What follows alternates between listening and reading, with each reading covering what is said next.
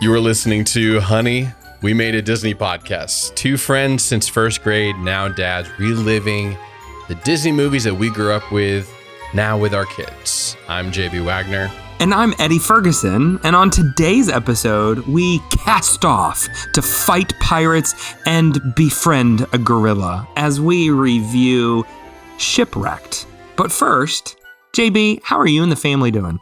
We're doing good. We have recently celebrated a big milestone for Buddy. And let me just tell you, the day before we celebrated his birthday was eventful.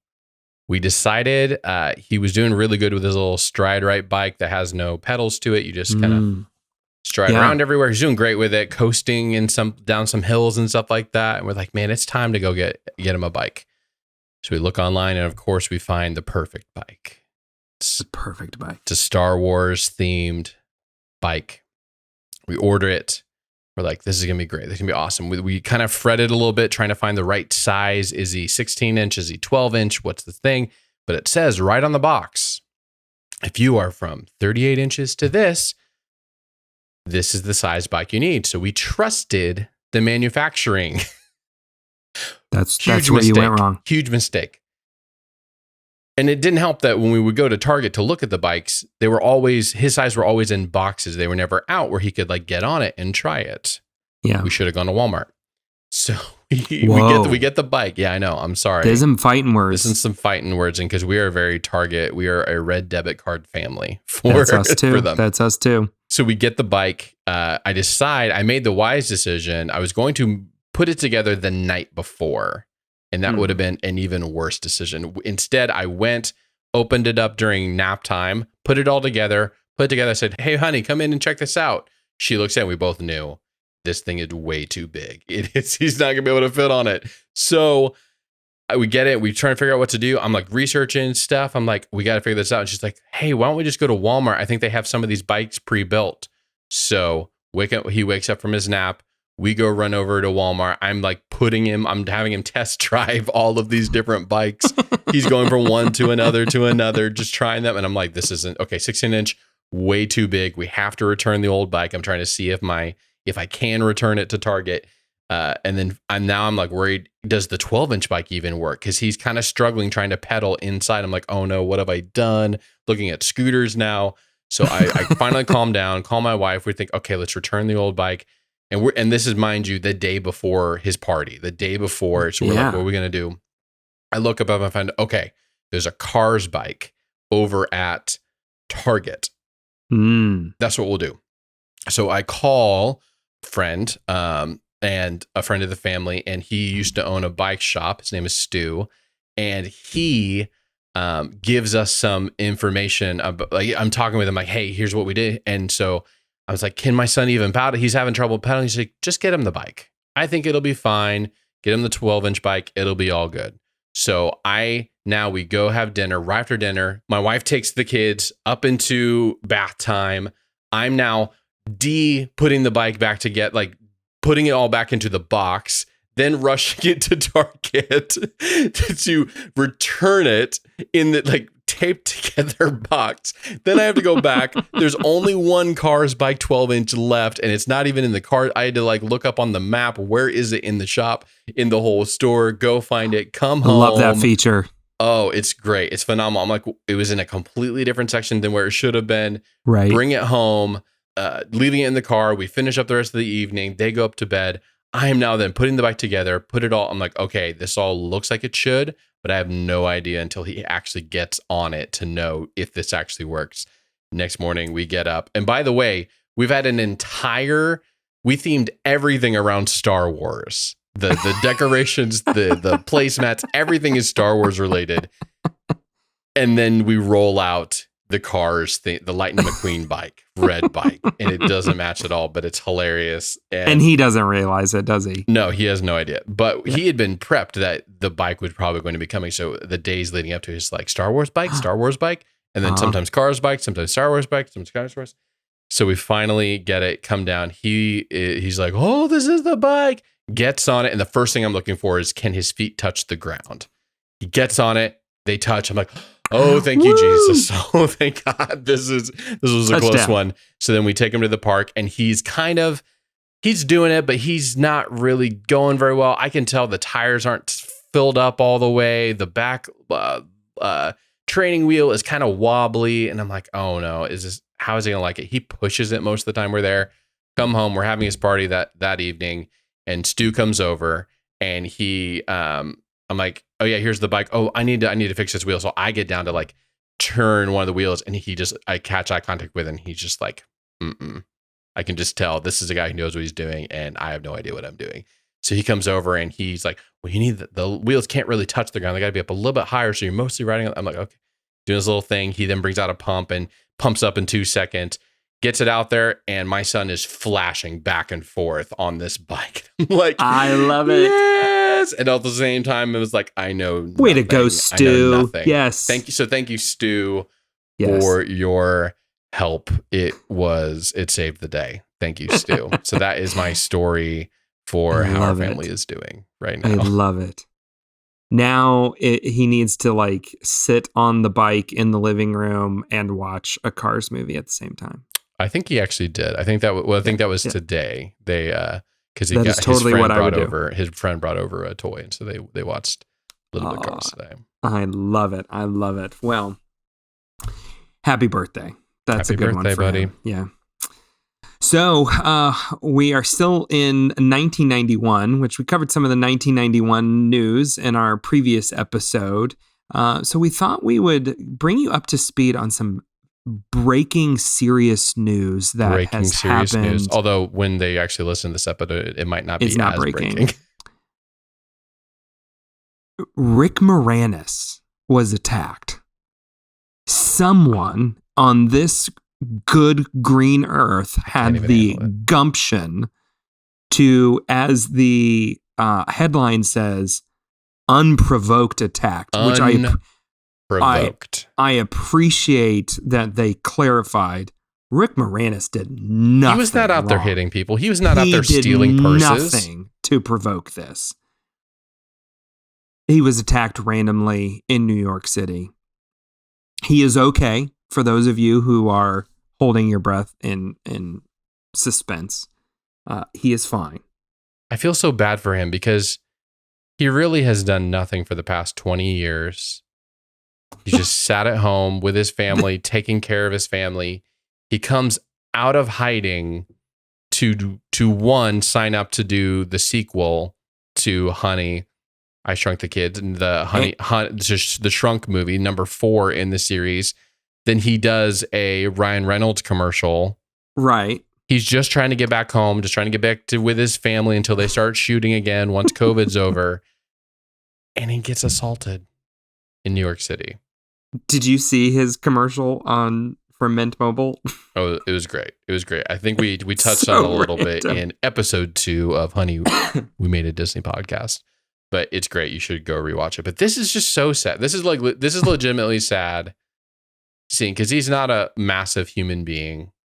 He is not Ryan Reynolds-ish or Chris Evans or whoever. There's no way he's taller than me. And actually, Chris Evans shares his distraught emotion right now. My blood on Twitter, at Chris Evans, my blood is boiling. Find this man. You don't touch Rick Moranis. We all are echoing the same thing. But how crazy is that? I would say he's a national treasure, but he's not American. He's Canadian. He can still be an American treasure. We adopted him. Oh, for sure. I mean, Ryan Reynolds is also Canadian, right? They're the 51st state. Now I get Canadian hate mail. Now we get Canadian hate mail. I love Canada. If we get any mail at all, that'd be great. But that is your Disney news update for today. We just want to make sure you were up to date on the latest happening in Disney movie news. That's all the news we got to, because we have another underground classic, really underground movie to talk about today. The 1991 classic deep cut, Shipwrecked. Cue the Disney-ish sound effect.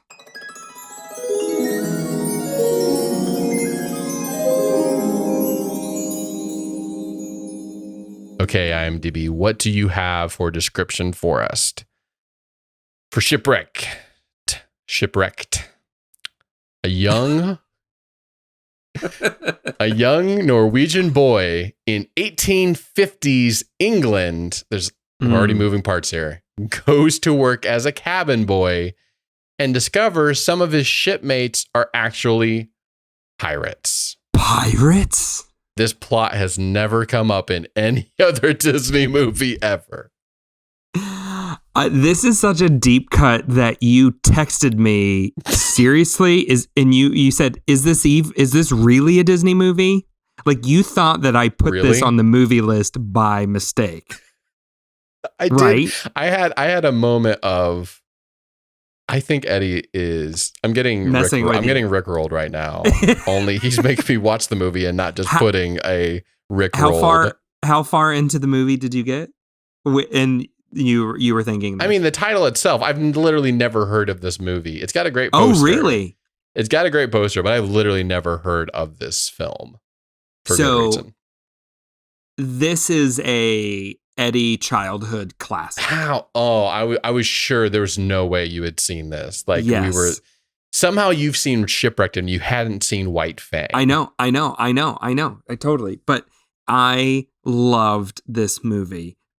Especially there's this movie. Let's just get it out in the up front here. Okay. We're really discussing two movies here, right? Because the title is slightly misleading. The title is Shipwrecked. That's the second half of the movie. It's literally the midpoint of the film is when they get shipwrecked. Right. So you're just on a voyage. Yes. For the majority of this film. It should be Ship Part 1, Shipwrecked Part 2, right? No, but I loved this movie so much. And what is so funny is maybe 6 weeks ago, my parents had all the grandkids over at their house. So my sister's kids are over there.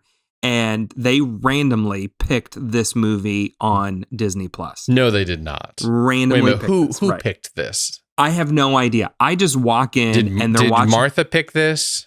No, because she wasn't there. They were off doing something. So mom and dad were watching the kids.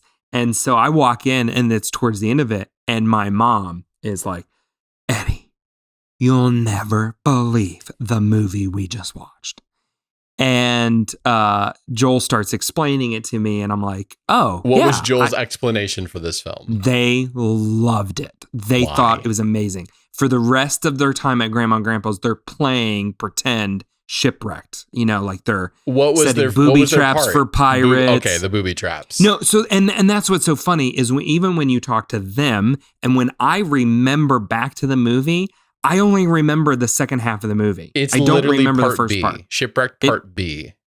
Right. The second half is when he's actually shipwrecked. You just fast forward the VHS. You get one of those little car things that like rewinds it, but you go half the time. I just found one. It was always a car too. You put it in the car. And a nice car, like a Corvette. Yeah, of course. So they loved it. They watched it again the next day. Not. Watched it again the next day. I'm heartbroken. What's humorous is I remember watching this movie a lot as a kid because I just what were your favorite? So the booby traps, is that really what it was? Yeah, like the whole like a kid living on his own on a deserted island. He is surprisingly comfortable. I can do this. Right. He's surprisingly comfortable on his own on a desert island. Does not have a care in the world. And he also finds that treasure really quick. Oh, super. Really quick. He doesn't even know. He's literally washed up on some random shore off of his ship after a hurricane or whatever. And the second day he's there, he finds treasure. And it wasn't even hard. Oh, I would have found it in the first day. I'm happy for you that you would have been even faster. No, I just speed. No, this is a the kid. Whole like living on your own. Like I just could put myself as a kid in his shoes or lack of shoes on the desert island. and live that adventure. Like it was. So I love that kind of style of adventure series, right? Like a Robert Louis Stevenson novel is just, I love a good. You talking Swiss Family Robinson, or am I mixing things up? No, he didn't write Swiss Family Robinson. He wrote Treasure Island, which is another one of that. Swiss Family Robinson. It's got a lot of echoes. It's got a lot of echoes. It's got a lot of echoes. No, like this movie definitely borrows on some Swiss Family Robinson, some Treasure Island, and some Robinson Crusoe, which were all three like favorite movies. Loved the book Robinson Crusoe. Loved the book Treasure Island. Like that type of adventure series type of story has always resonated deeply with me. It is interesting that the main character's name is Hawken, which sounds an awful lot like Jim Hawkins from Treasure Island, which there's just the idea of he's on a crew and they happen to be pirates. What? I don't know this story before. I was like, come on. If he would have had a peg leg, that would have been that would have put me over. So I will give it to you. The treasure, the booby traps, the fact that the booby traps don't work, and then the one does work when they need it to, when they catapult themselves across with this thing. That also, I mean, we have to talk about. We have to carve out at least a little bit of time to talk about the gorilla. I was going to say, please say the gorilla. Please say the gorilla. And it's great that arguably one of the worst gorilla suits in the history of cinema. Like, it's just so obvious that this is some heavy dude in a gorilla suit. I'm sorry. I'm crying. So first off, when I was so flabbergasted, I didn't catch what was happening when he jumps on the trampoline and flies away. And you see the gorilla, like a flying gorilla through the air. I didn't know what happened. I just moved on. And then I was like, it was like a bad event in your life and you just black it out. And then when they come back and they do it, I'm like, oh, that was real. That actually happened in this movie. But the whole scene where he's crying like we are, we're crying like we are, because he's thinking about his mom, and he wakes up and he's got a tear down his eye, and he looks over and he's just looking at him.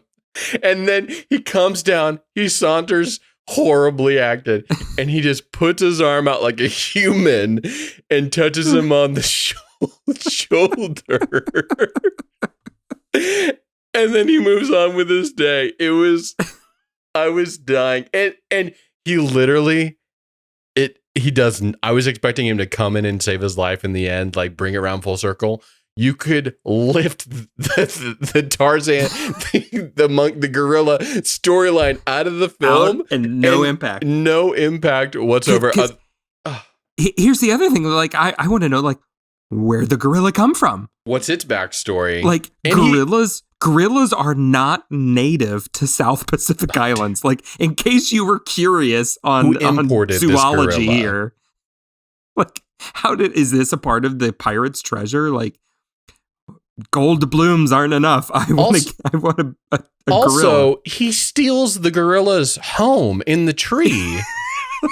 Which one, I don't know that they live in the trunk of the tree, but he steals the gorilla's home, and all he did to fend it off was with a trumpet. And then they become friends. And then they're friends. And then he's just gone after his real friends come back. The gorilla, I was losing it. I was like, what? That's when I texted you. That was the moment. It was like, what did I just watch? Yeah, I need to look it up because I think you were like, is this really a Disney movie? Are you pranking me right now? It was special. The other things that just like got me was special. The other thing was like, he's a kid. He didn't know how to tie knots at all. And then they teach him how. They have the whole montage of him learning how to do things. He comes to this island and he suddenly knows how to climb trees, that he knows that coconuts are what you eat, how to get sustenance, how to make a fire, created a sled to transport everything, can make booby traps. Makes her forget the canoe scene of him making, like, going from, I should get over to that island. 5 minutes later, making the canoe, it sinks. Makes a new canoe, it sinks. Makes a third canoe, it iterates on his canoe. Oh yeah. And he's able to do all that design. Basically in the same day. It is, so I was shocked at just, of course, you know, you're far more forgiving as a kid.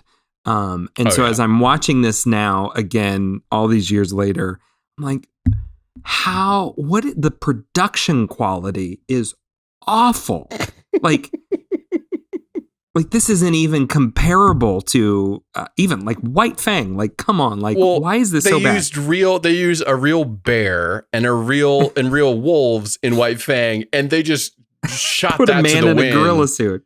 Completely different production teams. Like, one's like, let's get really authentic and get into the wild on nature documentary. The other one's like, hey George, I think you can fit in this gorilla suit. And George is like the second cameraman, where the second AD is like, please God, no, please don't put me in. I just want to clap this off real quick.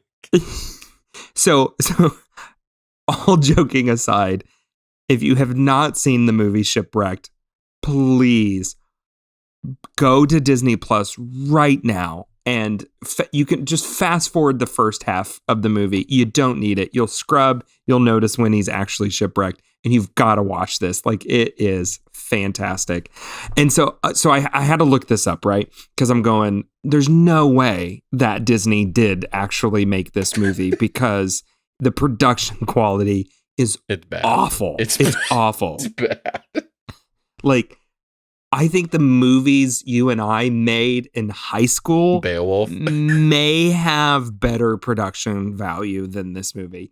So come to find out that this was actually not produced directly by Disney. Shocker. This was shocker. This was produced by a consortium of Scandinavian companies, and Disney participated in that consortium. Pretty much they said, we'll give you some money if you give us the U.S., rights, the English rights to be able to release this. So they filmed it in Norwegian, and what I love is the scenes of Norwegian were dubbed. In Norway? Oh no, you're talking. They were speaking. No, Norwegian. The language. Yeah, they're speaking the language Norwegian. It's dubbed in English by the actors who did their part. Which begs the question, why didn't they just record it in English in the first part? Like, you're going to release this to an English-speaking audience. Like, and so if you watch it, it especially happens like in the scenes when they're in Norway, you can notice like it's obviously dubbed. Like the lips are just slightly off and weird through it all. And you're like, if you're all doing your own English version anyway, why didn't you just record two versions of it on the day of? It makes sense because there's only one name actor in the whole thing. It's Gabriel Byrne, who plays Lieutenant John Merrick. He was also in Usual Suspects. He plays that part in a few years later.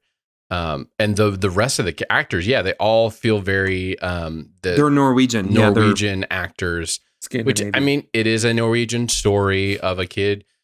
The tale as old as time. Norwegian kid goes to London, then gets on a boat, takes you to Calcutta, takes you to Australia, then it takes you to Calcutta to eventually get down to where we are in this.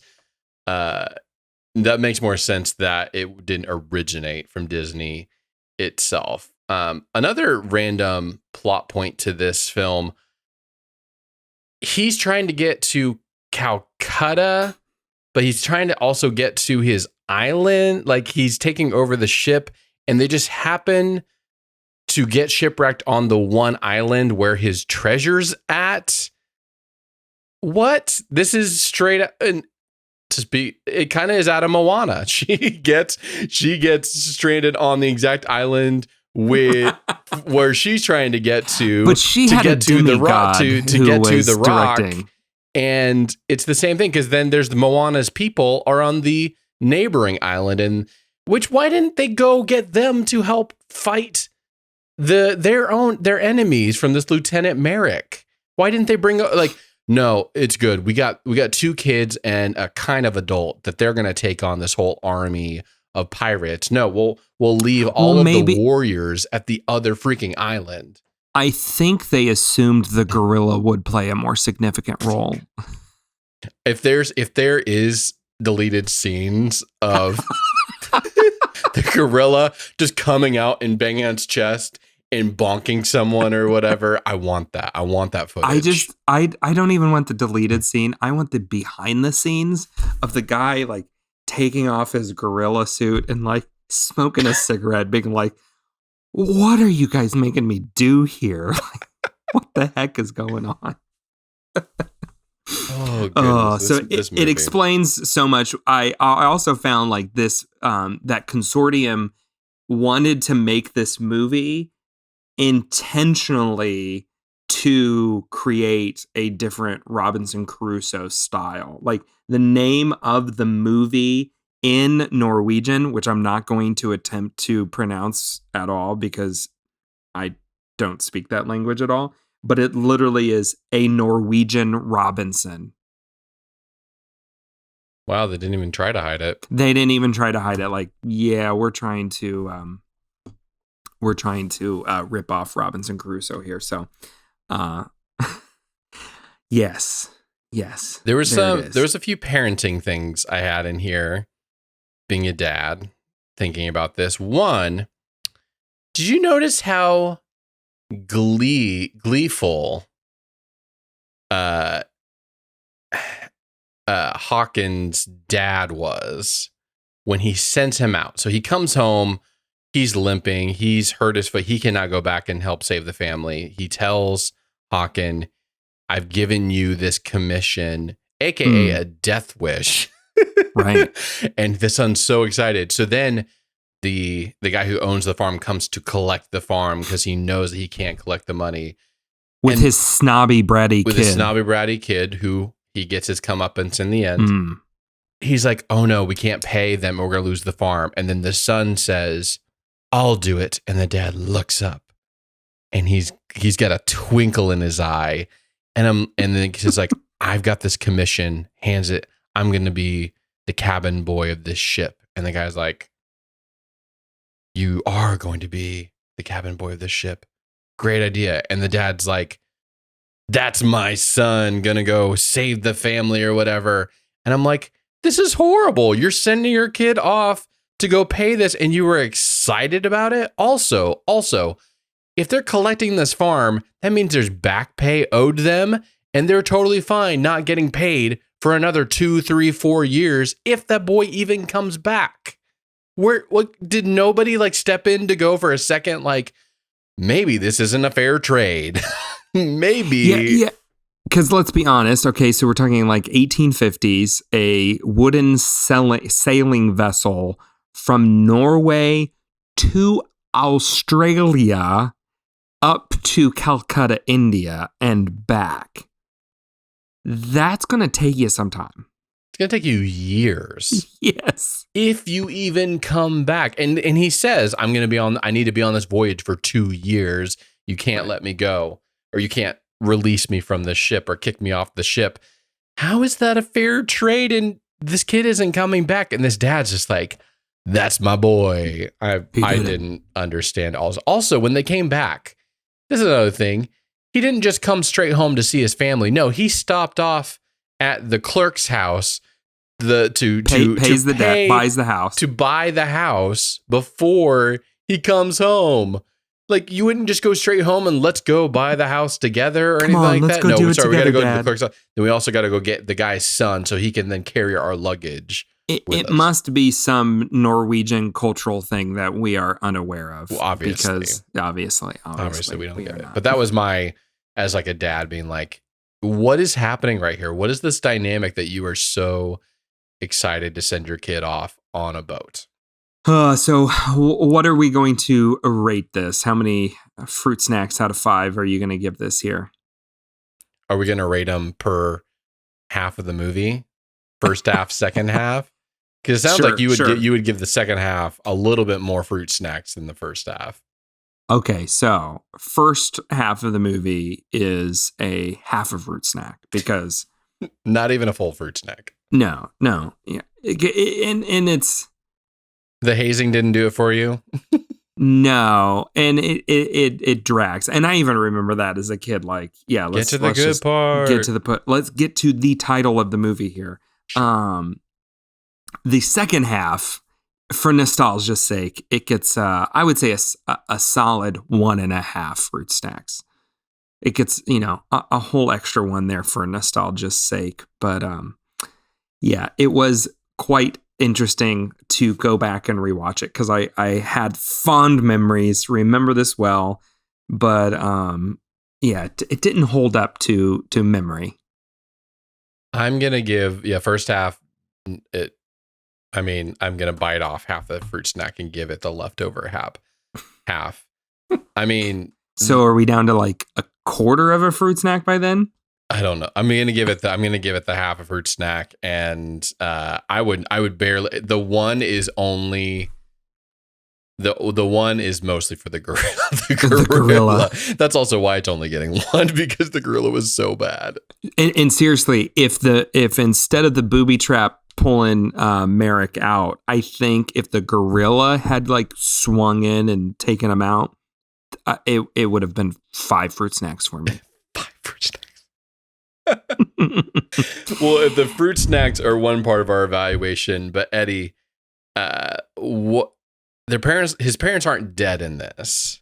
They're actually alive. He might have almost been dead. Let's just say the parents have their wits about them. How is this movie different? Well, he never would have had let's say the dad, his ankle isn't broken. Well, so that's what's interesting, right? Is even, I guess you don't know, like what came first. Did he break his ankle first, or did he purchase his son's? Or did he get did the captain? Do they go together on this voyage to save the family farm? And that's what I don't know. I don't know if this movie is really worth teasing that out enough, because there's already enough plot holes to begin with. I don't know if his parents can really fill those in. Yeah, exactly. Maybe his dad was the one inside the gorilla suit. That would have been all along. A touching moment right there. If this was being remade in 2020, we would be making that the plot twist of this film. He was there all along in the shadows. Just grabs his head. I am your father, Hawken. He's like, what? I thought you had a broken ankle. He's like, yeah, that's why I limped over here. Yeah, and they have made this movie. It's called Muppet Treasure Island. They remade it 5 years later. So good. Which we will get to. We will get to Muppet Treasure Island. Now, granted, there's about 50 movies that they made between 1991 and 96 when Muppet Treasure Island came out. So we're going to be a little bit away. It'll be a while. We'll probably forget about the gorilla by then. But oh my goodness. Yeah, I don't know. That gorilla will stick with you. For sure. Sure. If they're making this in 2020, they are for sure getting more American actors into the film. So, do we have any dad tips based off of this movie? Yeah. Don't send your kid off to save the family farm with a smile on your face. Just maybe protest just a little bit. I think the dad tip here is don't waste any time teaching your kid any survival skills, because he's just got them innately. Nature. It's nature. Nature versus nurture. Nature wins. So what you do, instead of teaching him these things, you just maroon him on a deserted island and tell him there's pirate treasure. And it comes out of every boy. Come out. And to help you observe, to make sure he's actually learning these things naturally on your own, you dress up in a gorilla suit and keep eye on him. Here we go. Pro dad tip right there for you. Pro dad tips right there. So our question for this episode, I'm actually going to go to one character that we have just totally glossed over because she's really just not worth kind of going on. Probably the most annoying character, the random girl who stows away on the ship. I don't know about you. I Mary. would rat her out. I'd be like, yeah, she's annoying. This is a moral conundrum that he's brought out. Here she is, captain. Like, one, she's annoying. And two, it's like, this is the rules, right? But he doesn't. He hides her. And then ultimately that's what he gets in trouble. So today's question, this episode's question is, would you rat her out or would you hide her and feed her? Which would you do? So if you want to respond to this week's poll question, you can go over to honeywemade.com/listener. You can also check out some of our other previous poll questions that we have up there for other episodes as well. And while you're on the site, why don't you jump over to the /movies page where we have all of the movies that we're going to be talking about in this, everything from 1988 to 2005. See our other previous episodes, but you can see your favorites that are coming up next. And Eddie, what is the next movie? We'll have to see if we can track it down. The next movie on the list is Wild Hearts Can't Be Broken. Another deep cut. Another deep cut. But I can't find a copy of it. It's not on Disney Plus. So if we are unsuccessful, we will be looking at The Rocketeer, which I believe is another favorite of yours. Is that right? It is another, and also a cut. It's not up there. So it was not a wild success when it first came out, but it is now kind of considered kind of in that cult classic kind of category of Disney live action. This movie was directed by Joe Johnson, the same guy who did Honey, I Shrunk the Kids. Oh, The Rocketeer. The Rocketeer, yes. So hopefully we can find copies of Wild Hearts Can't Be Broken so that my heart can be broken all over again as it was so often in childhood. But I'm having difficulty finding it right now. So if we cannot do that, we'll have to put that one on pause and you'll be hearing The Rocketeer. Thank you for listening to this week. Please subscribe wherever you listen to podcasts. Unfortunately, I gotta go. I gotta test out my own gorilla suits that I'm now ordering on Amazon. Get sized for your gorilla suit. Thanks for listening.